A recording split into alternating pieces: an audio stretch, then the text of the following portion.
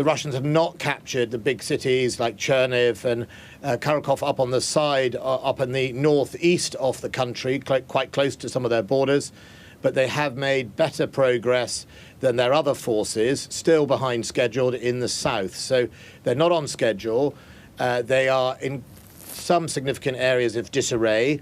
Their logistics lines are therefore slowed down, and that's because they've based all of this on this sort of bizarre assumption that the Ukrainians would welcome them as liberators.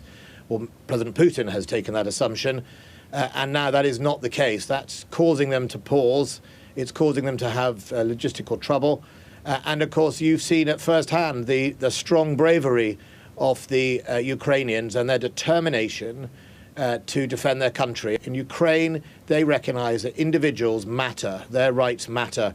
And the Ukrainians' view of Russians are they don't count in the Russian game. It's simply just the powerful people in Russia that matter. This is the overwhelming scale of the Russian Federation army up against Ukraine. They are taking significant casualties, and they are feeling public rejection in parts of the Russian system itself. We've seen many protests.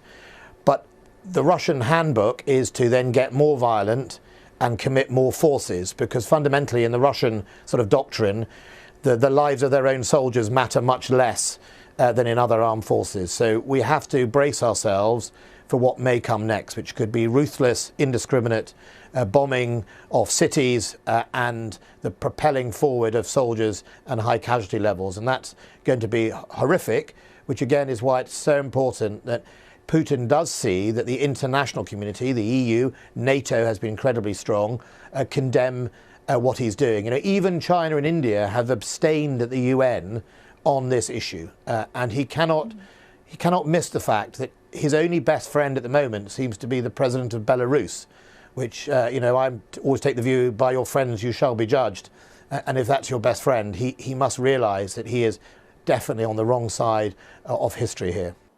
Well, I think Belarus has a lot more to lose by being closer to Russia than it has to gain. It is a very poor country anyhow. The president pretty much ran off, scuttled really to Kremlin when he had his rising recently, and has sold his soul for that reason. And now you have a vassal state potentially on the border. It won't help the Belarusians. It won't help the Belarusian armed forces. They're far less equipped than the Russians. They are not as good. They're not as well trained. And, if I was a Belarusian soldier, you should think that President Putin will be the first to put you in the front line because you are absolutely easy to sacrifice compared to Russian soldiers that he will think might have a political impact on him at home.